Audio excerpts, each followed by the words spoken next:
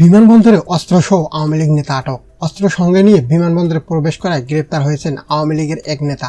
ঘোষণা ছাড়া অস্ত্র নিয়ে বিমানবন্দরে প্রবেশ করার এভিয়েশন নিরাপত্তা সংস্থা এভিসেক তাকে আটক করেছে। আটক এই নেতা যশোর চৌগাছা উপজেলা আওয়ামী লীগের সাধারণ সম্পাদক ও ফুলছড় ইউনিয়নের চেয়ারম্যান মেহেদি মাসুদ। বিকেলে তাকে আটক করা হয়েছে বলে মানবজমিকে নিশ্চিত করেছেন এভিয়েশন নিরাপত্তা সংস্থা এভিসেক পরিচালক নূরে আলম সিদ্দিকী।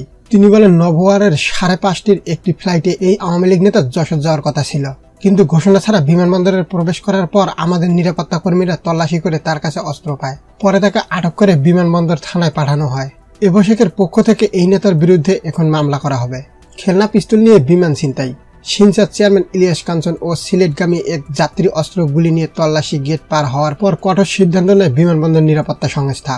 শনিবার নিরাপত্তা সংক্রান্ত এক সভায় ঘোষণা ছাড়া অস্ত্র নিয়ে কেউ বিমানবন্দরে প্রবেশ করলে তাকে আটক করার সিদ্ধান্ত নেওয়া হয়েছে। সভায় বেসামরিক বিমান পরিবহন ও পর্যটন মন্ত্রণালয়ের সচিব, বিমান বাংলাদেশ এয়ারলাইন্স ও সিভিল এসোসিয়েশন কর্তৃপক্ষের উচ্চপদস্থ কর্মকর্তারা এই সিদ্ধান্ত নেন।